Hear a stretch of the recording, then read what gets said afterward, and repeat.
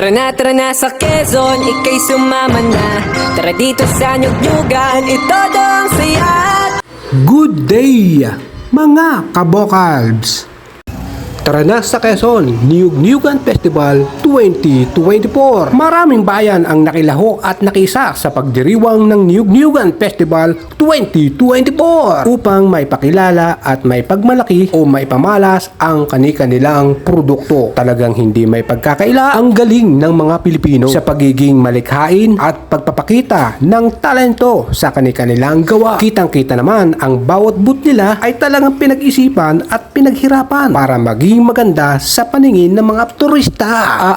Kagagaling naman nila ang selebrasyon sa Kapitolyo ng Quezon kung saan pinasinayaan ang iba't ibang booth na nagtatampok sa mga lokal na produktong gawa mula sa iba't ibang bayan ng Quezon, kagaya ng mga masasarap na kakanin at iba-ibang produktong agrikultura. Maiba muna tayo mga kabokalbs. Ang niyog-niyugan ay hango sa mga salitang niyog at yugyugan. Niyog dahil sa pagniniyog ang pangunahing ikinabubuhay ng malaking porsyento ng mga taga Quezon. Ang yugyugan naman ay pagsasayaw o pagsayaw. Yun!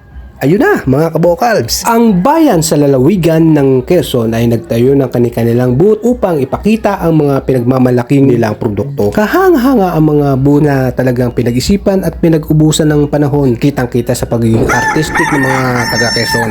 Tara na sa Quezon, ika'y sumama na. Ang mga booth ay yari sa mga bahagi ng puno ng niyog, lalo na sa mga disenyong di mo akalain na kaya palang makuha. Sa bao, bunot, dahon, balat ng kayakas ng niyog ay talagang napakagaling ng mga taga Quezon yan. Kahanga-hanga ang mga ginawang disenyo ng bawat booth. Talagang wala kang masasabi. Ang huhusay nilang lahat, sigurado mahihirapan ang hurado nito. Bumalik na ang sigla ng turismo sa Quezon matapos dagsain ng mga tao ang pagbubukas ng selebrasyon. Kaya tara na sa Quezon na magtatapos sa Agosto 19, 2024. Kaya naman inaasahan ang pagdagsa ng maraming lokal at dayuhang turista sa makukulay na aktibidad ng Nyug-Nyugan Festival 2024. Kaya tara na sa Quezon. At syempre, hindi magpapahuli ang bayang masaya ng Candelaria. Nandiyan ang pinagmamalaki ng Candelaria, ang patok na mango pie. At talaga namang lasang ulit, tatak Pinoy, gawang Pinoy, sariling atin na talagang pinagmamalaki ng Candelaria.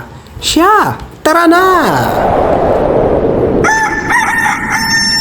Tara na sa Quezon, ika'y sumama na. Thank you for watching. Please follow and subscribe.